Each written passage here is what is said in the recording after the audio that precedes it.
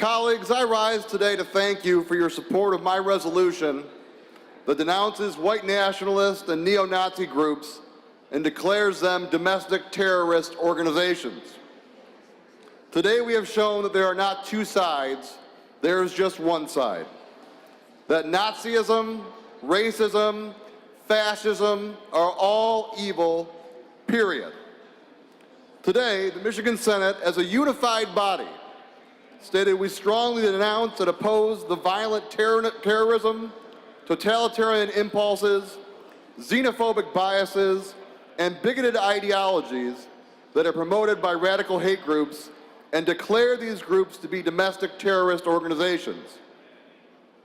The events in Charlottesville were disgusting and despicable, and make no mistake about it, it was not about freedom of speech or protecting our history. You have a right in this country to spout ridiculous and, yes, even hateful views. That does not mean there are not consequences. That does not mean you won't be shouted down by the other side.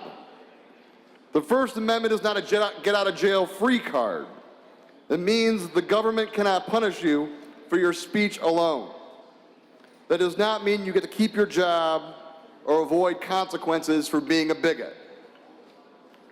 My grandfather, John Hertel, fought the Nazis in World War II.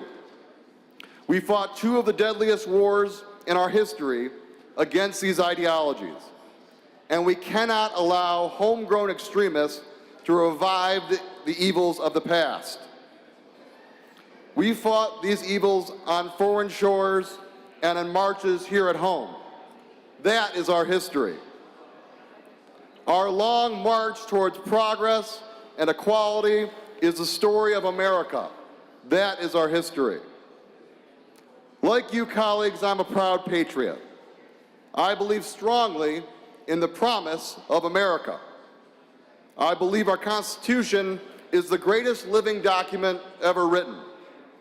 An imperfect union, started by white male slaveholders, but based on the revolutionary idea of self-governance.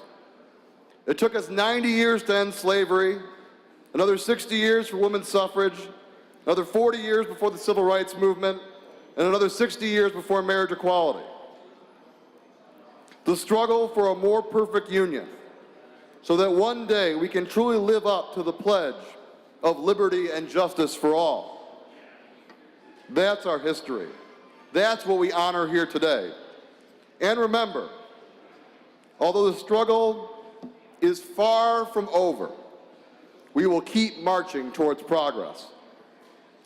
Thank you, Madam President. I ask that my remarks be printed in the Journal.